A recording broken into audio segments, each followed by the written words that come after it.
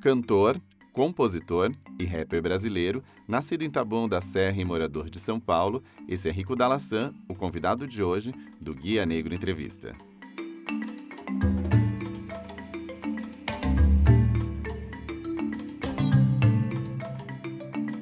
E você foi uma das primeiras pessoas a vir pro rap se posicionando, né? Como rapper queer, falando disso nas músicas, falando disso nas letras. Como que foi isso pra você?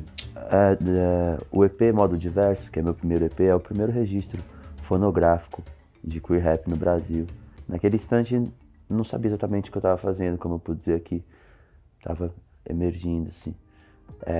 E depois fomos entender que ali estavam os códigos que seriam fundamentais para o desdobramento de uma série de pessoas, uma série de nomes, uma série de códigos. Tem sempre uma construção estética muito apurada nos seus clipes, nas suas produções. Como que isso se conversa? Assim, o que vem primeiro quando você concebe um novo trabalho? É o verso, é a batida, é a estética? Eu tudo acho junto? Que vem a palavra e a imagem.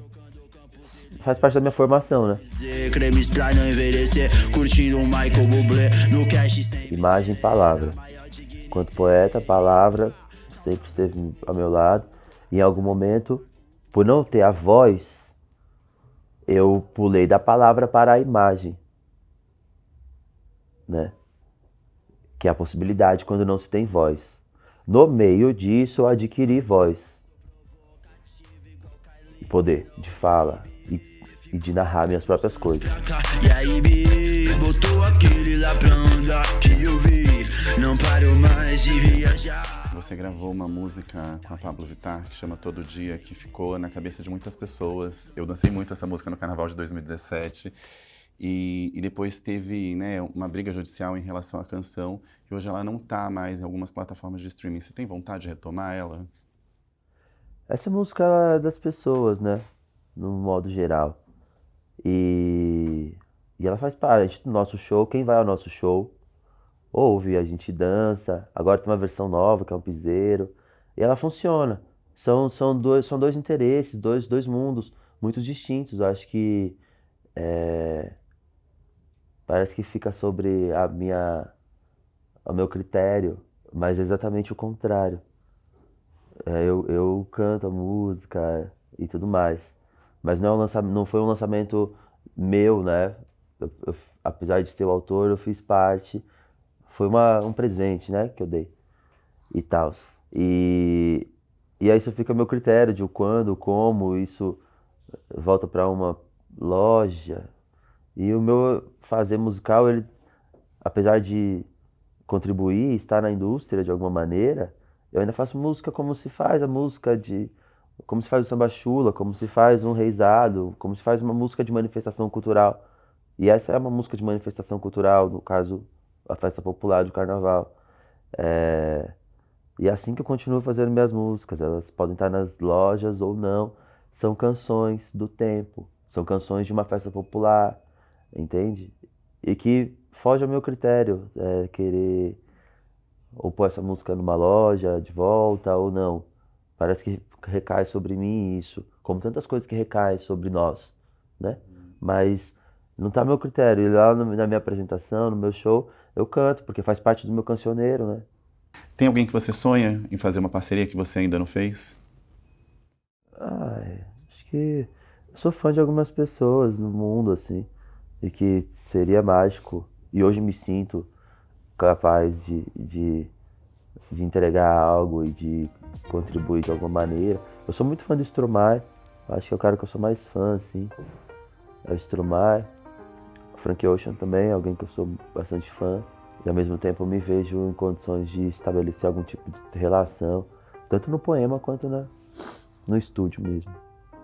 Eu tenho algumas amigas que já fizeram trança com você e sempre elogiam muito e falam dessa... Que bom! Anos mágicos. Dessa dedicação. É uma coisa terapêutica para você? Você ainda tem vontade? Você ainda faz isso vez ou outra?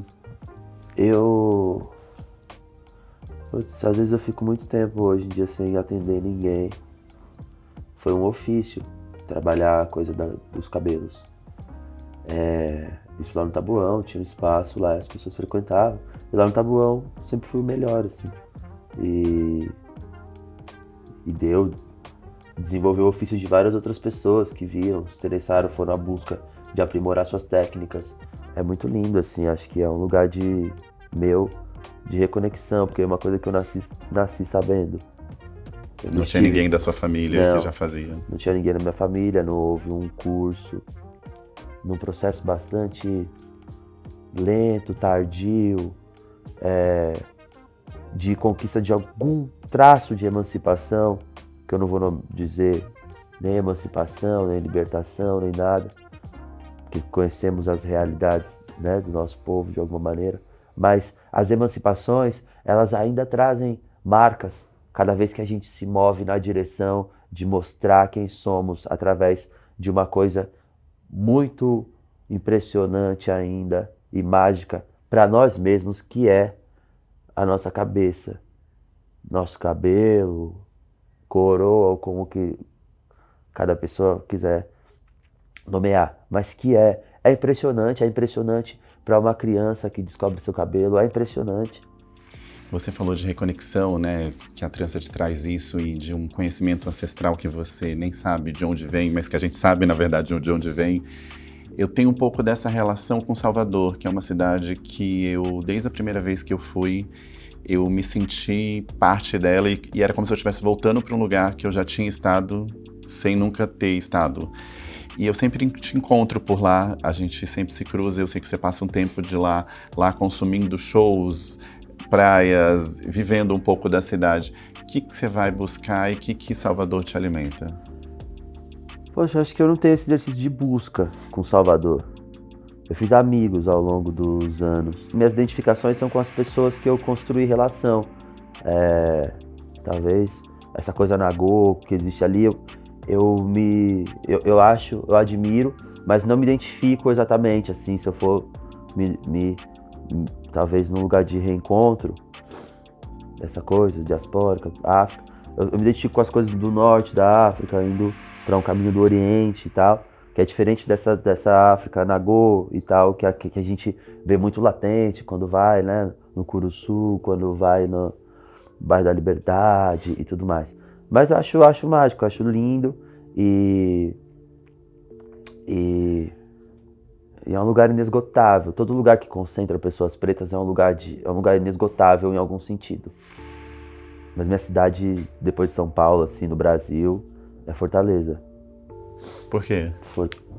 Fortaleza, sabe essa coisa que você sentiu aí quando foi a Salvador? Eu tenho com Fortaleza. Olha só que legal. E não tem nenhum processo de religar e assim, não é sobre isso, é sobre o sol. É a minha relação com o sol, o sol do Ceará é outra coisa. É um lugar no nosso mapa também. E é o primeiro lugar que eu quis ter casa. É um lugar inspirador. Talvez tenha algo. Eu ouvi a Xadê falar uma vez que numa coisa de leitura de céu, assim, dela, a mulher expert que foi ler o céu dela dizia que as estrelas do céu dela estavam sobre o céu do Brasil, de alguma maneira, e que ela tinha um lugar aqui de sorte. Eu penso isso sobre o Ceará. Tipo, me alinha coisas, me esquenta coisas, me dá vivacidades que eu não tenho em nenhum outro lugar, assim. E, tipo, é muito vital pra mim. 30 semanas evitando a dor de olhar no espelho. Rico, eu queria que você comentasse um pouquinho da extensão da possibilidade da sua escrita, porque a gente vê na sua música versos que são mais nervosos e coisas que são mais afetivas, mais doces. Como que você trabalha esses dois universos? Uma noite pra esquecer, 1000 noites de amor, uma insônia pra entender. Eu fico feliz com perguntas assim, porque a gente tá sempre muito... Apesar de não ter os espaços que poderia ter, culturalmente, historicamente, apesar da contribuição, a gente ainda assim é colocado às vezes em alguma prateleira, né? O rap, e isso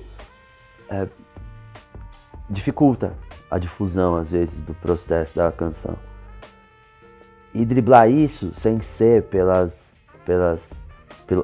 narração da indústria e mais pela própria palavra,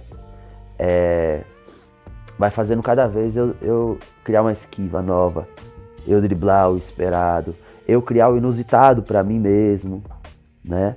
E é mágico quando as pessoas falam, agora ele tá doce, né? Ele tá fazendo coisas super doces e não sei o quê. E aí eu vim com uma coisa extremamente pungente no sentido político, no sentido de contar uma história que não só dolorosa, mas essa crônica social que se faz nesse rap como se conhece nos anos 90 aqui. Ou então volta pro negócio da canção, né? Me sentindo estrangeiro, amor. Tipo, a gente coloca ali as roupas do que a gente gosta de ouvir hoje em dia, mas essa é uma música, é um cancioneiro popular do Brasil. E que me vejo hoje cooperando para o cancioneiro popular do Brasil. Tipo, tal hora, a gente vai falar, gente, calmou, tira tudo e vem o violão e alguma coisa e vai acontecer. Me sentindo estrangeiro, amor. Trato era. Pronto, a música específica do Brasil. Que eu não dormisse, me sentindo estrangeiro, amor. O trato era seus braços sem meu travesseiro, amor. Tem umas coisas que eu tenho preparado que hoje consegue. Eu tenho estudado para como que eu vou cruzar essa coisa da canção que eu tenho descoberto com aqueles flows que muito me atende também, que é de brincar, que vem do rap, que inevitavelmente é do exercício primeiro em inglês, né? E que depois você vai entendendo como quebra esse português, né? E aí eu fico, esses dias, a gente estava exercitando, praticando outras rimas que virão assim no futuro. Aí tem uma que é assim, solo, tu e eu lagakali, ush, diga vou, não me diga, oxe, é que eu arrasto um bato mush, por você ir no Ed hoje, diz que não quer nada de luxo, me encontrar no bar do Aroche, diz que já não se ilude, enquanto retoca o batom roxo, breco beijo, e vira canção, que é as duas coisas, né? É o aceite-se lá, mas que ser rude boy, vir pra ser so man, e ao mesmo tempo, deixa um pouquinho pra ler amanhã, e diga que entendeu de mim. Essas duas coisas. E aí eu descobri na fusão do meu som, assim, do meu poema, da palavra, e isso me dá longevidade, assim. Que legal. Eu sou viajante e adoro viajar e adoro produzir quando estou viajando. Acho que me traz um lugar de criatividade. Sei que você gosta de viajar e que algumas viagens já te provocaram esses processos criativos. Queria que você contasse algumas delas e que gerou. Viajar é o melhor jeito, né? De dar caminho para as coisas. Principalmente quando as coisas estão emboladas, né? Tipo, toda vez que eu viajo eu desembolo coisas que estão muito emboladas pra mim. E é mágico. Acho que quando eu desejei um dia ter um trabalho como o que eu faço hoje, ele tava muito às voltas de poder viajar. E me faz um bem, assim, tipo, seja uma coisa curta, uma viagem curta, tipo de ir na casa dos amigos, em Salvador, ou ir mais acima, mais longe, de ir lá no Ceará, ou de um rolê que se dá na América Latina, que é um outro jeito da gente se entender de maneira identitária. E cada um desses lugares, eles cooperam para a construção da minha identidade no mundo. Porque quando você sai daqui e vai para o norte do globo, seja uma perspectiva norte-americana, que te coloca primeiro, quanto negro, em algum lugar, eu sempre cresci com o imaginário de que lá era um lugar onde ser um jovem negro fosse uma coisa mais legal do que ser um jovem negro aqui. E até você ir a Nova York, ir no Harlem, ir nas coisas, e você vai entender também que o pé de desigualdade que se tem lá é tal qual daqui, devido às proporções e os números diferentes. E aí você vai entendendo que foi criada uma distância, um distanciamento, foi criado um impossível em relação a essas coisas, e um impossível muito verticalizado. Porque você ser um cidadão no mundo era para ser algo comum, inclusive era para que não houvesse fronteiras, né? Era para que o estrangeiro não fosse uma palavra em nenhum vocabulário. E o questionamento sobre sua origem também não fosse um questionamento feito a cada alfândega, a cada cruzamento, né, de espaço territorial, né? Mas que essas coisas delimitam e dizem quem somos no mundo. Você é do sul do globo, latino, barra, brasileiro, barra, Zona Sul de São Paulo, barra, Taboão da Serra, barra, Rua Sem Saída, Intercap. E nesse sentido das viagens, tem algum lugar de cultura ou história negra que você acha que todo mundo deveria ir pelo menos uma vez na vida? Egito. Egito. Você foi? Não fui ao Egito, mas Egito é o lugar. Não tem como. É um lugar dos sonhos pra você, então? Eu acho que é o lugar... É o lugar de... É o zero. O marco zero. De qualquer coisa. Das coisas que se tornaram europeias, o Egito é a cerne da parada. Então, quer começar... Sei lá, quer ir atrás na batida do dia zero? É Egito, né? Rico, o que é pra você ser um corpo negro no mundo? Acho que ser um corpo negro no mundo... Nossa, é ser um ser de 1000 vidas. É um ser de 1000 vidas. Porque eu tenho, sei lá, 30 anos e eu já, parece que eu já vivi algumas vidas. E já me foi arrancada algumas vidas. E já me foi renascida muitas outras. Obrigado. O que eu sei sobre o amor eu inventei. Rico da Laçã.